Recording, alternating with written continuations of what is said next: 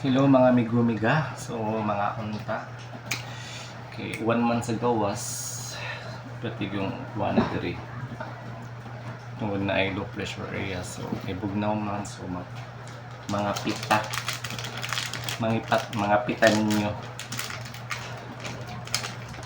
So di man ko hilig og kape, so Milo lang.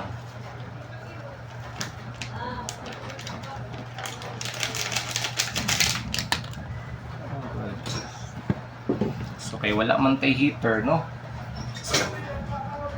Rice cooker lang akong gigamit og kuan. Pagpainit.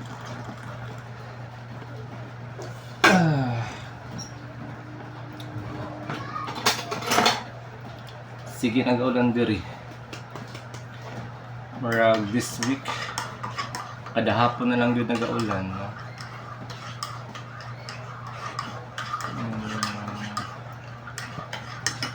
So mga inda ita, no, mga inta. So nakoy banana chips nga cheese iyang flavor.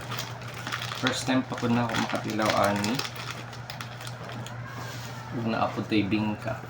Ako din nagipalit ganina ba while nag-break time ko. Namin mga estudyante sigaw sa akong gitrabahoan, so auto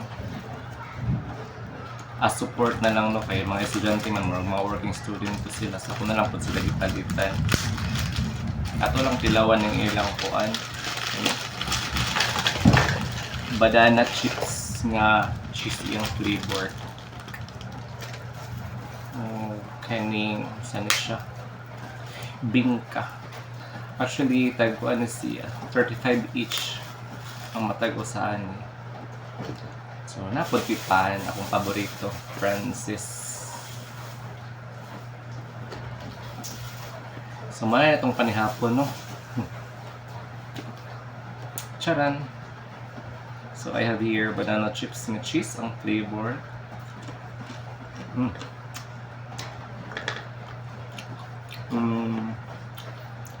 Lami. Mura siya og kanang patatas ra gihapon nga naay cheese. So, naputi pa, no? So lamig gyud na siya itunlo sa init nga kape. Pero di na siya kape, ha, Milo na.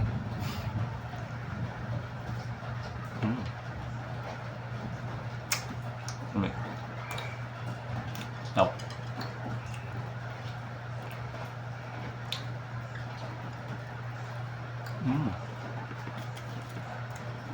also, try natin yung kuan. Bingka.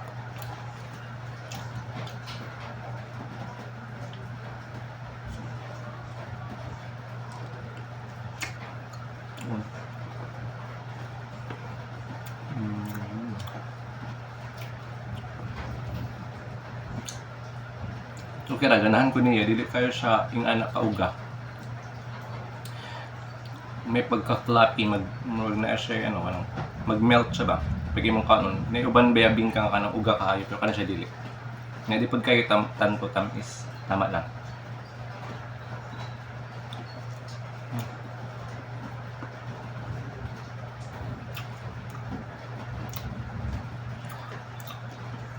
So kanin siya is para na ako ni panihapon na ako ni. Hindi na ako manihapon. Goods na ni.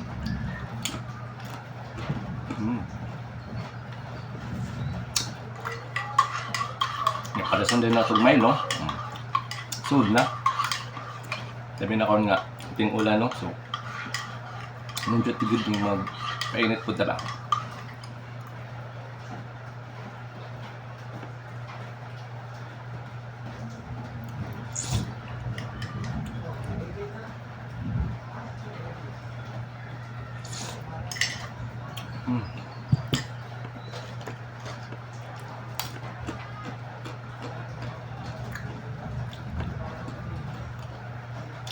Ini